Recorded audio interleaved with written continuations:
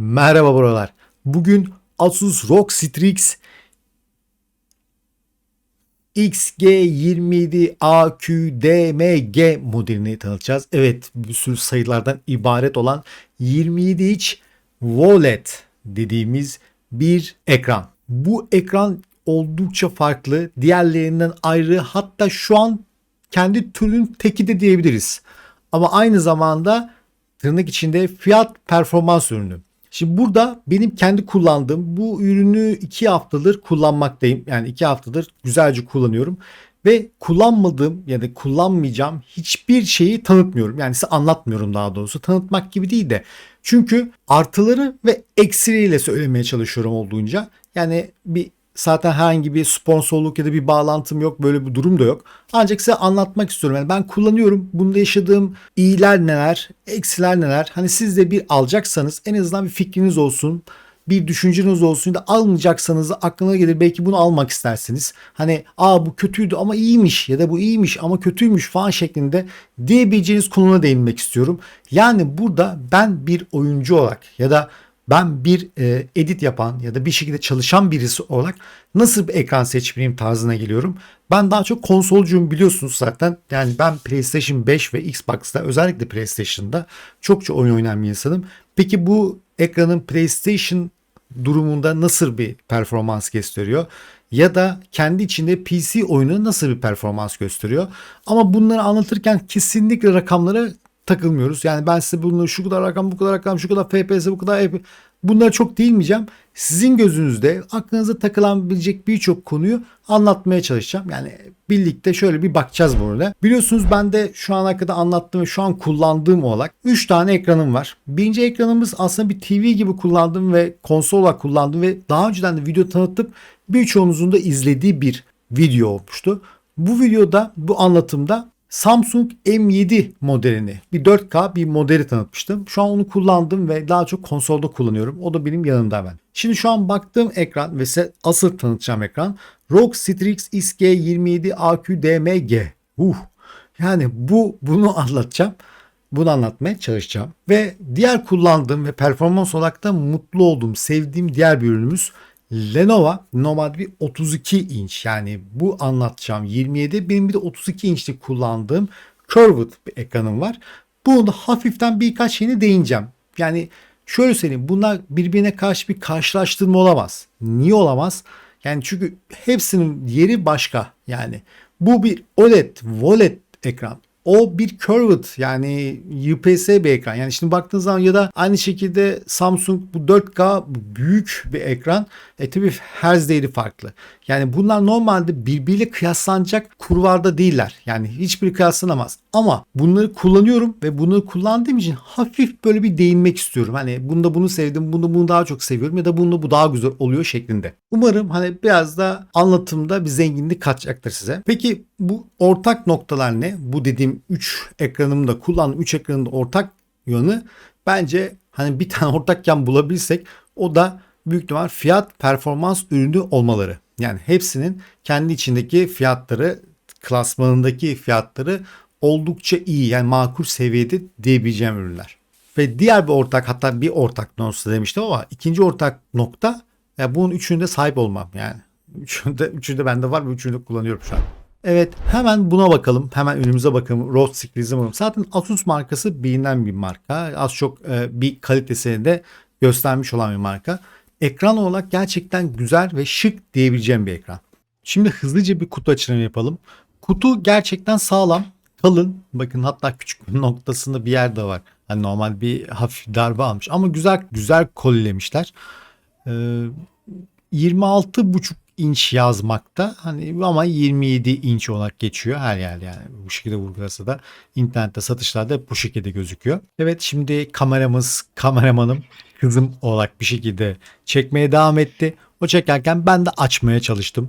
Şimdi burada direkt XG27AQDMG, yani aslında isminde de 27 burada da geçiyor. 27 AQDMG modelimiz ve kutu açılımını yapıyoruz. Şimdi kutuda direkt üst taraftan doğru açacağım. Yapmışlar, güzel bir kutu yapmışlar. Yani ekranın üst kısmı kalın, kısmı altta, ince kısmı gördüğünüz gibi iki kalıp gibi çıkartıyor. Bunu kalıbı çıkarttığım zaman hatta alt kısmı biraz dışarı doğru bakmış. Yani altındaki ürünler aşağı düşme tehlikesi var. Açarken dikkatli olmanızda fayda var. Ama kutu çok büyük bir kutu değil. Ama güzel bir korunaklı kutu. Bakın bir kasa gibi, kasa gibi açıyoruz ve ekranımız karşımıza geliyor. Şimdi ekranın arka kısmı bu, ön kısmı bu. Direkt dikkat ediyorum çünkü korkuyorum ve ilk defa bir OLED ekran var elimde. Bu da benim endişelerimden büyüsü bir tanesi. Şimdi diğer parçalarsa ve kutusundaki diğer çıkan ürünlerse hemen kutunun alt kısmına çıkıyor. Bu da tabii ki bir dökülme gibi orada gördünüz. Bu dediğim gibi küçük bir alt tablası, ben kullanmıyorum. Şu an duruyor kenarda çünkü ayarlı bir ekran ayakları kullanıyorum. Bu da oldukça sağlam olarak duruyor. Gayet güzel ve küçük ve ince. Bununla ilgili sorun yaşanacağını düşünmüyorum. Yukarı çıkma ayaklarıyla da ilgili sorun yaşamazsınız.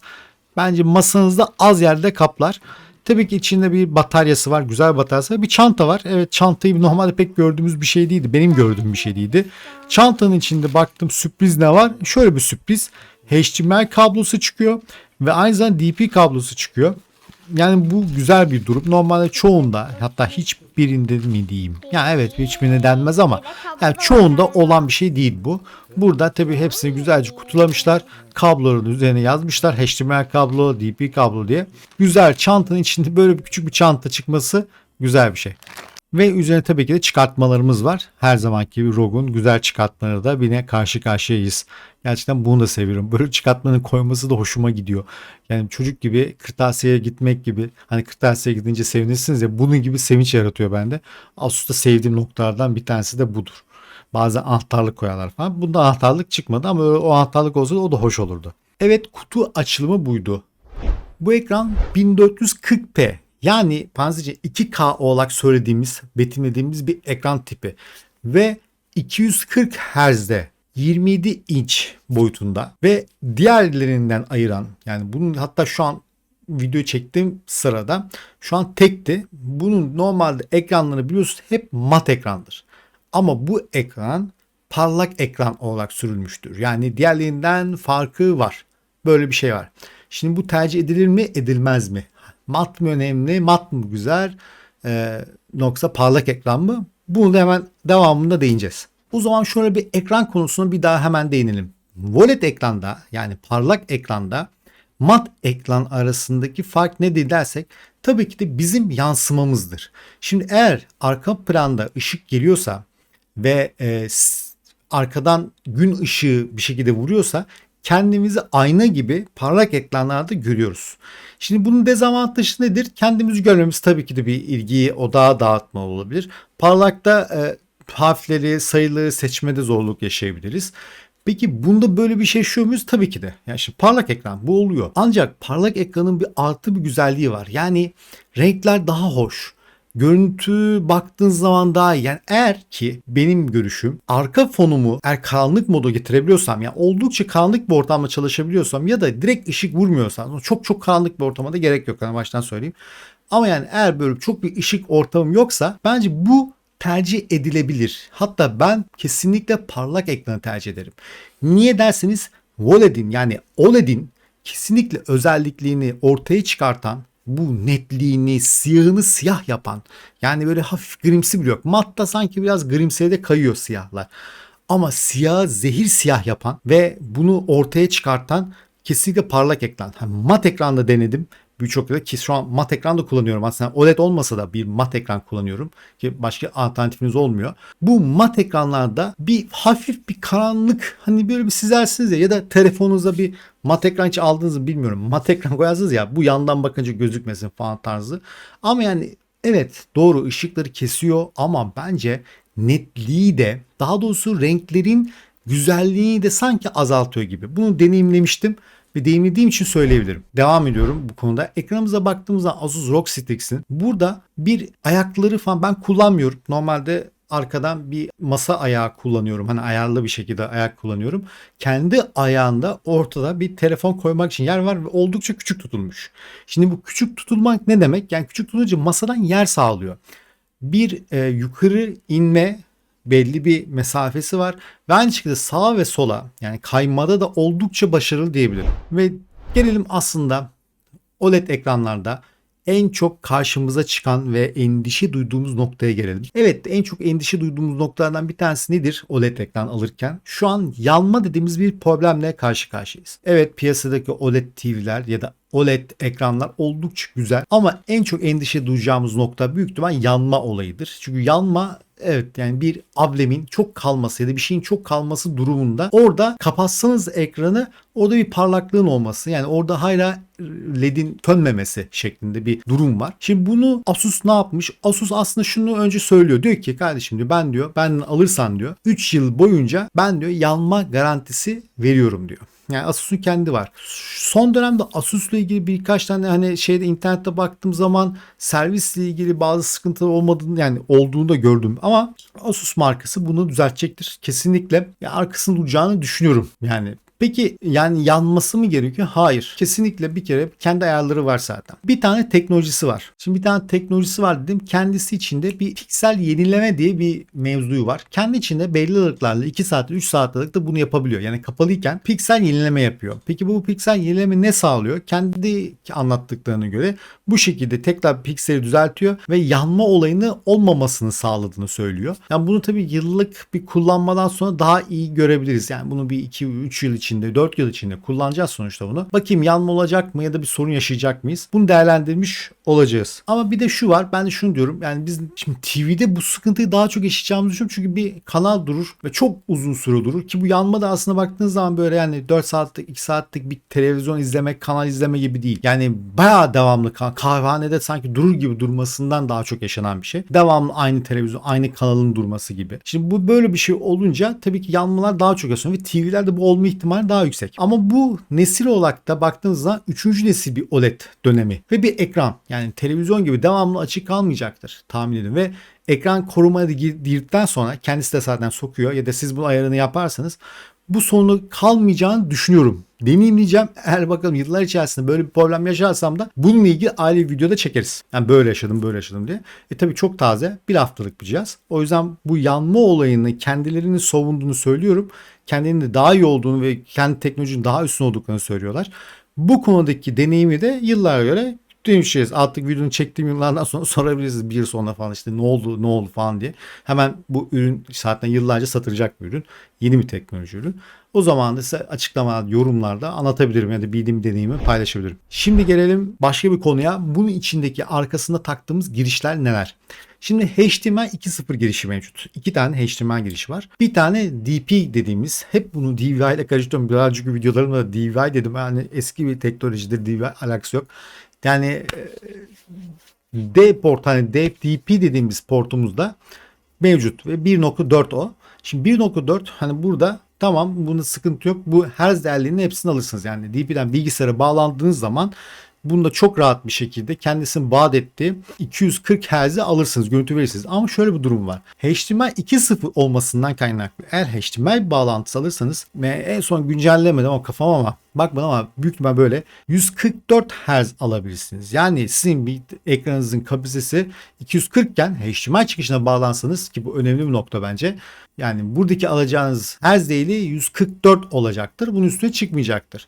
Yani buradaki bir, evet diyordum size, artıları eksileri anlatıyoruz. Şimdi buradaki bir eksi konuma çıkartabilirim. Yani yeni bir ekran, yeni bir teknoloji, yaklaşık 2.1'i koysa tabii bu gibi bir sorun kalmayacak. Böyle bir durum kalmayacak. Tabii ki DPI'den yani ben bunu her türlü alırım. Her türlü bağlayacağım da ya olur ya. Hani HDMI koymuşsun, bence bu da konabilirdi. Küçük bir parantez. Büyük bir eksiklik değil. Kulaklık çıkışı mevcut. Gayet de güzel çalışıyor ve 2 tane de USB 3.0 girişi var.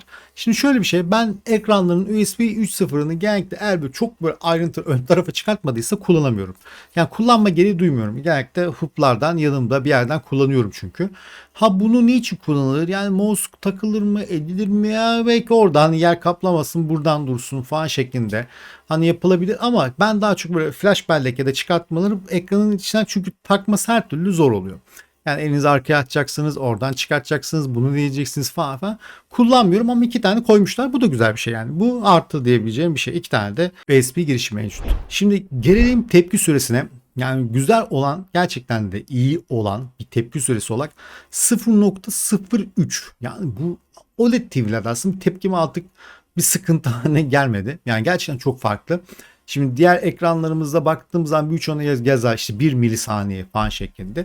Ama bu 1 milisaniye çoğunlukla program ve uygulamalar sayesinde o seviyeye çekebilirler. Genellikle 4 milisaniye falan gibi bir tepkime süreleri vardır. Bu 0.03 gibi bir tepkime saniyesi var. Yani bunu konuşmaya bile gerek duymuyorum. Yani oldukça iyi yani bu konuda. Şimdi dediğimiz gibi 240 Hz nasıl? Yani bir ghosting sorunumuz var mı? Derler ya ghosting falan hep. Daha önceden de buna baktık. Samsung hatta Nvidia ghosting paylaşımı yapmaya çalıştım var mı yok mu diye. O bildiğiniz gibi 60 Hz, yani şimdi farka bakarsanız ama bir 4K ve aynı zamanda net bir görüntü olan bir televizyondu. İşte buradaki hani diyorum ya kıyaslama gibi, aslında bu ürünle kıyaslanamaz ama en azından fikir bağımında söylüyorum. Çok güzel bir, ki Samsung, Nvidia hala da söylerim. Kesinlikle PlayStation için çok ideal. Büyük ekran, yani arkadaş PlayStation, ben büyük ekranda oynamayı seviyorum yani. Alırım kocaman ekranda oynarım.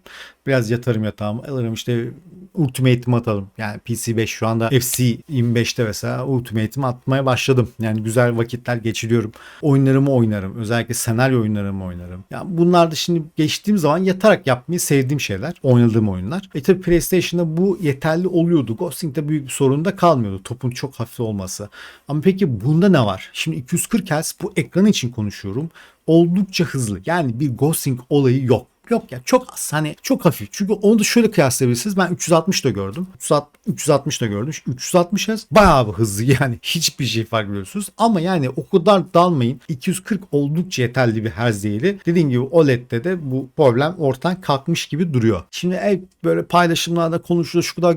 Ya arkadaşım, güç tüketimine çoğunlukla girmiyorum. Çünkü böyle bir televizyon, hani böyle bir televizyon diyorum. Böyle bir ekran kullandığınız zaman çok da güç tüketimi bakmazsınız aldığınız zaman performans. Hemen şunu duymadım. Şu an çok fazla yakıyormuş. Yani çünkü aslına bakarsanız çok fazla yakmıyor artık hiçbir şey. Hani yeni teknolojinin büyük çoğu. Ama bunu yani bir LCD'lerle, yani IPS'lerle diğer ekranlarla kıyasladığım zaman, diğer baktığınız zaman değerlerde biraz üstte olduğunu görüyoruz. Bir tık üsttedir. Yani bu biraz parlak bir ekran, biraz da enerji tüketiminde çok az bir fark vardı. Ama ben bunu çok takılacağınızı da düşünmüyorum. Tabi burada da linç yemeyeyim yani. Yani işte ya okul olurmuş. Tabii ki de az tüketmek her zaman istediğimiz bir şey. Her şey için, yani ona bakarsın dünyamız için önemli bir konu. Ama burada yani çok da birbirinin arasında fark bakılacak bir durum olduğunu düşünüyorum. Gelelim HDR. Arkadaş gerçekten OLED'de en sevdiğim siyahın gerçekten siyah olması. Şimdi HDR'si zaten çok güzel çalışıyor. Yani ama ben çok kullanmıyorum. Yani kendisi de direkt HDR'yi kullanmasanız da siyah siyah. Yani bunu daha çok diğer televizyonlarda bunu hissettiriyorum ama 4K TV'lerde falan bunu daha çok, hani HDR daha fazla istemem ama ya bu gerçekten siyah siyah. Yani zaten siyah siyah olduğu için güzel. Yani bunu açtığınız zaman OLED'de bu sorun çözülmüş. Yani gerçekten kapsüller kapanıyor. Yani ışıklar gerçekten siyah veriyor. Şimdi izlersiniz zaten. Büyük ihtimal çektiğim videoda koyarım.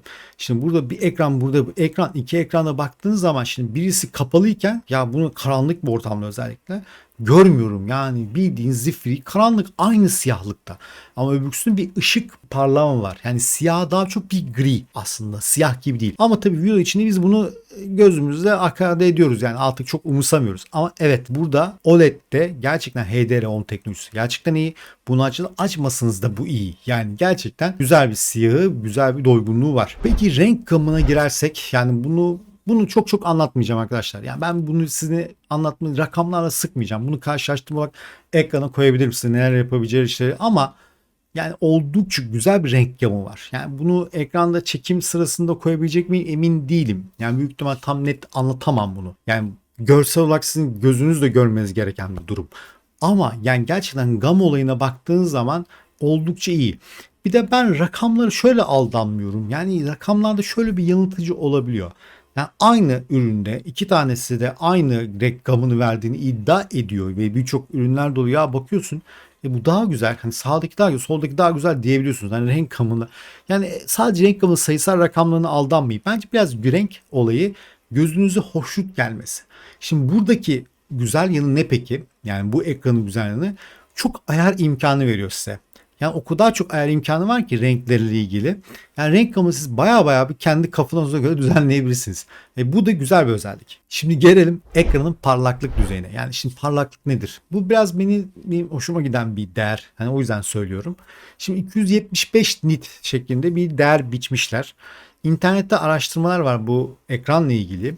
Daha çok 240 olduğu, işte overclock'la biraz işte ayarlarla oynayınca 275'i görebildikleri falan söylenebiliyor. Ya ama bu çok da önemli bir hani artı eksi diyemem. Gözle gerçekten parlak bir ekran. Baktığınız zaman iyi bir netliği var. Beyazı beyaz olarak görmüşsünüz. Zaten demiştim HDR'de mevzu bu. Beyazı beyaz, siyahın siyah olması şeklinde. Oldukça dir. Yani şimdi baktığınız zaman kendi ekranları arasında da kıyaslamaları yaparken bu ürünler şu üründen diye kıyaslamazsa Asus kendi önceki ürünleriyle kıyaslar daha çok. Burada kendi ürününde kendisinde söylediği %20 bir ışık artışından bahsediyor. Aslında bakarsanız birçok araştırma %4, %8 gibi bir artış olduğunu belirtiyor. Tabii ben bu araştırmaların kendi verisel, bilimsel olarak onlar kendi işleri çekmişler, değerini ölçmüşler falan. Bende bu alet edevat yok ama baktığım kadar, araştırdığım kadar böyle olduklarını iddia ediyorlar. Ha bunların efekti ama 275 yani 240 nitmir alsak oldukça iyi bir ışık mevzusu var. Hep bu konuyu anlatmaya çalıştım ama hani dedim ya size bir kıyas yapacağım diye. Yani evet bir kıyas yapmıyorum ama şimdi Lenovo benim ekranda curved ekranlar şu an karşımda duruyor ve birbirine bakıyorum. Şimdi ben ilk bundan önce Curved'ı kullanmadan önce yani bu Lenovo benden olmadan önce bir 27 inçlik bir monitörüm vardı. Büyük güzel bir ekranımdı yani o da sevdiğim bir ekran. Ben bundan büyütmek için 32'ye geçtim. Şimdi 32'den geçtim. İlk başta o kadar zorlandım ki ya dedim bu büyük ekran aslında çok iyi olmayacakmış falan şeklinde kendim içimde bir bocalamaya girdim. Ancak sonra çok alıştım. 32 şimdi de tekrar 27 ince döndüğüm için biraz ekran bana küçük geldi. Yani şu olacak kafanızda şu var. Eğer 27 inç kullanıyorsanız ve bununla devam ederse büyük ihtimal farkı anlamayacaksınız şey olarak. Boyut olarak size çok sorun yaşatmayacak 27 inç olması. Çünkü bence gayet aslında yeterli. Ama insanoğlu alışıyor ve alışınca 32'ye ya arkadaşım bakınca şu 32 de iyiydi ya hani keşke 32 mi olsaydı şeklinde ben birçok kere içimden düşünmedim değil. Bu tamamen sizin keyfinize bağlı. Benim görüşüm şımarıklık etmeyelim. Yani 27 yeterli. Ha ama 32 de fena değil. Yani zaten onun üstünü zaten ekran olarak görmüyorum. Ben PlayStation TV olarak kullanıyorum. İşte burada da devreye girecek olan Samsung'un serisi M7 serisi. Yani burada bunu kullanacağım şekil kesinlikle PlayStation içindir. Yani o ekran olarak kullanmam ve bunu videoda birçok yerde büyük ekran ne kadar büyürse sizi o kadar rahatsız eder yakın mesafe için. Ama bunu uzak mesafede biraz da televizyon moduna girmenizde fayda var. Şimdi genel bazda bakarsak peki bunu beğendin mi? Bu ekranı beğendin mi? Evet yani kesinlikle fiyatın hakkını veriyor ve OLED teknolojisi gerçekten iyi ve 3. nesil şu an artık daha iyi nesiller var biraz daha. Eski yanma problemlerinin kaldırdıklarını iddia ediyorlar ve olmadığını iddia ediyorlar. Şu an bu ürünler yeni olduğu için çok da bununla ilgili bir şikayet mevzusu yok. Yani internette baktığım zaman böyle bir şey yandı benim şöyle oldu böyle oldu bir şey yok şu an. Ha, eski şeylerde çok denk geliyor. Televizyondan özellikle çok denk geliyor ama şu an bunun için denk gelmedi. Gelir mi? Göreceğiz. Benim başıma gelir mi? Onu da göreceğiz. Umarım gelmez. Ama evet bunda güzel bir OLED teknolojisi var. Kesinlikle tavsiye ederim. İşte ve tek unsur hani diyoruz ya burada sonuç kısmına girirsem parlak ekran mı mat ekran mı? Ya evet parlak ekran. Yani gerçekten güzel. Parlak ekran gerçekten bence rengin OLED'in hakkını veriyor. Hani bazı insanlar bazı kişiler şunu diyebilir ya ben yansımayı sevmiyorum ya işte yansım kendimi görüyorum falan hoşuma gitmiyor. Ya ben bunda çok büyük sorun yaşamadım çünkü çok böyle çok aydınlık bir yerde şu an perdelerimi kapatıyorum. Çok aydınlık bir yerde kesinlikle yapmıyorum.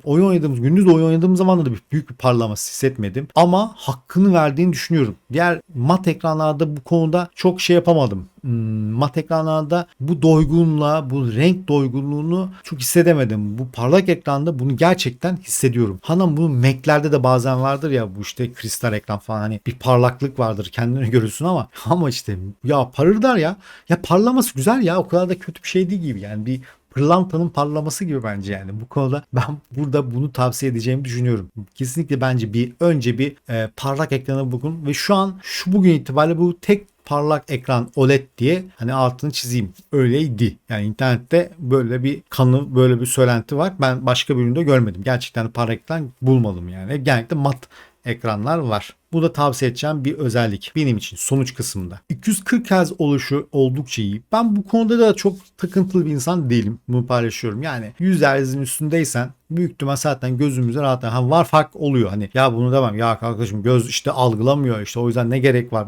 Evet ben de böyle bir diyorum aslında bakarsanız ama yani evet biraz farklılık oluyor. Daha böyle herz arttıkça sanki ışıma da değişiyor. Hani böyle bir yenilemesi yani bunun şeyi arttıkça netliği de bence artıyor. Bir farklılık oluyor mutlaka oluyor. Sadece ghosting gibi düşünmemek lazım yani. Tabii teknoloji diğerleriyle birlikte arttığı için yükseliyor ama yani 240 Hz gerçekten iyi bir durum. Yani diğer 100 Hz üstü zaten sorun çıkartmayacak Hz'lerdir. 144 Hz'ler falan. Ama benim 240 Hz 360 mı olsaydı olabilir ama bence çok takılmayayım noktaya. Umarım sizin için yararlı bir video olmuştur. Oldukça anlatmaya çalıştım ama hani hata ettiysem affola. Yani eksiklerim olabilir. Mutlaka belirtirsiniz ya da anlatmayı tam olarak bakmayı unuttuğum yerler olabilir. Ya burada şunu da anlatır mısın bana ya da şu da var mı gibi soru da sorabilirsiniz. Elimden geldiğince vakit buldukça şöyle diyeyim bir YouTuber sıfatında değilim. Hani o benim normal bir hayatım ve yapmakta olduğum işlerim var ama işte burada elimden geldiğince fırsat buldukça her mesajınıza mutlaka cevap vermek istiyorum. Mutlaka her mesajı, her sorduğun soruya cevap vermeye çalışıyorum. Elimden geldiğince de sorunuza cevaplamaya çalışacağım. Sizin de belirtmek istedikleriniz olursa, anlatmak istiyorsanız, ben unuttuğum, eksik olduğum ya yanlış da diyebilirsiniz. Böyle bir şey varsa yorumlarda mutlaka bahsedin. İlerleyen zamanda herhangi bir sorun olur, bir problem olur. Mutlaka tekrar konuşuruz bu konuyu. Bence güzel bir video oldu. Çok teşekkür ederim. Lütfen üye olun, abone olun, beğenin. Yani en azından videoyu biraz daha ön plana çıkartmayı, beni ön plana çıkartmayı, bana destek olmayı isterseniz çok sevinirim.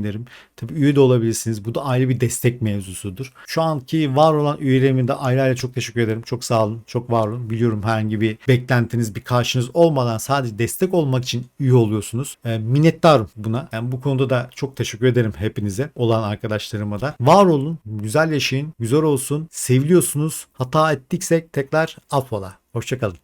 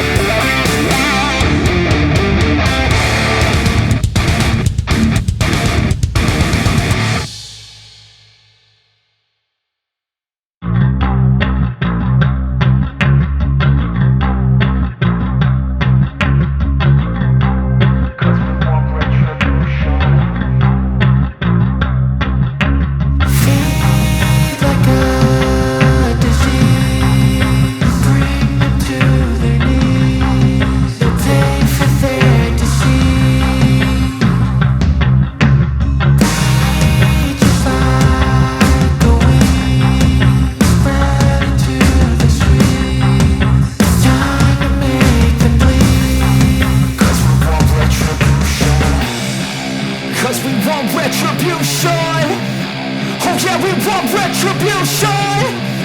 Oh yeah, we want retribution. Oh yeah, we want retribution. Yeah, we ran out of patience. Boil up with the cold hard hatred. I can feel the vibration. Feet in the streets, it's a new sensation. I wanna break faces on the pavement. I wanna make greatness look complacent. Adrenaline awakened, I can taste it. We can make an impact, grab and then take it. Like a disease, bring them to their knees. Take for their disease. Breathe just like a wing, spread into the streets. It's time to make them bleed. 'Cause we just want retribution. Let's go light up the darkness. Make true of an empty promise.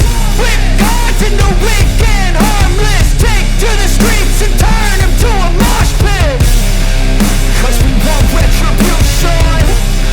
Oh yeah, we want retribution. Oh yeah, we want retribution.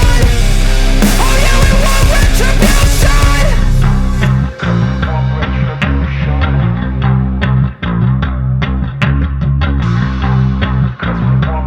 retribution.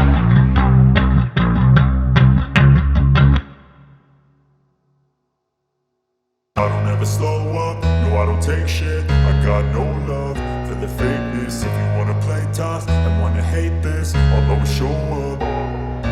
I don't ever slow up, no I don't take shit. I got no love for the fakeness. If you wanna play tough and wanna hate this, I'll always show up and make a statement. I don't ever slow up, no I don't take shit. I got no love for the fakeness. If you wanna play tough and wanna hate this, I'll always show up and make a statement. Everything I do so instinctive and so passionate. Every word I move so descriptive like an adjective. I got a vendetta against people who patented being negative when you should be getting after it.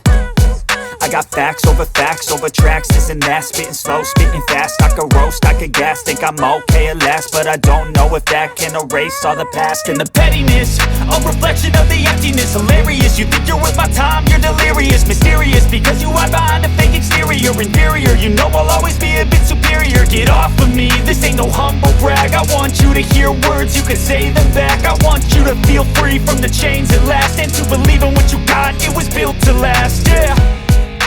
Now that I've been put through hell, I never got anyone's help. I had to do it all myself. I don't ever slow up, no I don't take shit. I got no love for the fakeness. If you wanna play tough and wanna hate this, I'll always show up and make a statement. I don't ever slow up, no I don't take shit. I got no love for the fakeness. If you wanna play tough and wanna hate this, I'll always show up and make a statement. Gonna learn the consequence of being incompetent. Mental health is confidence, dreams and some honestness. I'm not here to save the day, that's for you to take away. I could play a million mind games, but instead I say something not illogical, something that is topical. Rub it on and watch it go, make yourself unstoppable. Dreams are irresponsible, but they're always possible.